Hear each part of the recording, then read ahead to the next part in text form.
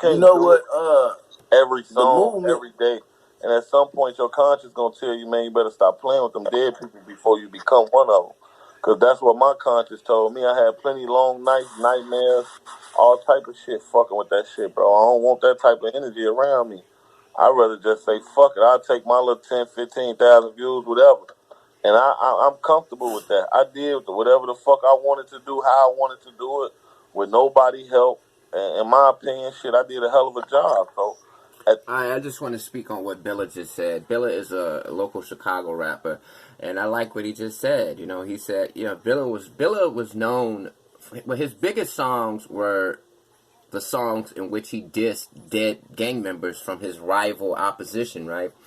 And in this live stream, he admitted that he hasn't done that in 2 years, and he actually retired from dissing his dead rival gang members because he had nightmares about it, and it bothered his conscience, and he felt like he couldn't, you know, he felt like he was inviting some negative spirits into his life by playing with dead people. And I think that's a wonderful thing coming from somebody from Chicago, because FBG Cash just passed away, and of course the majority of his songs that were getting big numbers and that led to him getting a deal, the songs that led to him getting on the radar of the record label, were the songs in which he was dissing the dead gang members of his rival opposition, right?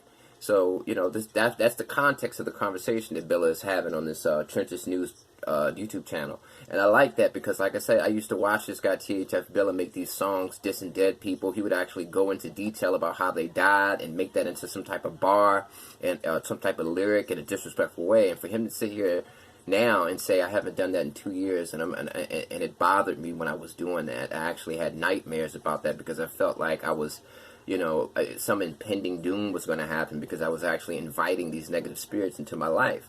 And I like that, and I respect him for admitting that, because you'll never hear a rapper say anything like that. But then again, Billa is like my age, 31, 32, so he has a different mindset than a 19-year-old. And another thing that Billa said that I didn't get a chance to record is, he said that he feels like his rap career never really took off because he showed too much of himself. He revealed too much of what he knows, meaning that if he would have just played dumb, as he says, and just kept all of his gang knowledge, all of his knowledge of all the different street wars that were going on in Chicago, if he would have kept all of that stuff private and didn't vocalize those things in his rhymes, he probably would have had a bigger shot at making something of himself in the rap game. He feels like the fact that he made songs that, when you listen to his songs, you know what gang he's from, you know what gang he doesn't like, you know what members of the other gang he doesn't like, you know who his friends are, you know everything about him in terms of the way that he lives his life in the streets. And he felt like that was his mistake because he showed too much of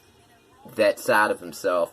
So he felt like if he would have just took a conservative approach and just rapped about street stuff, but in a more poetic way, in a more, you know, if he was just a street reporter reporting about life in the street as opposed to being an active gang member rapping, he felt like he would have had a bigger shot at making it. Because once a record label or somebody in the industry knows, okay, this guy's affiliated with this gang, these guys killed these guys, all of this different stuff, it makes them not want to get involved with you because they think that you're a liability. They think that you might either die or kill somebody. And he feels like he shouldn't have publicized his knowledge of the streets specifically. He should have just kept everything general and kept everything artistic, you know what I mean?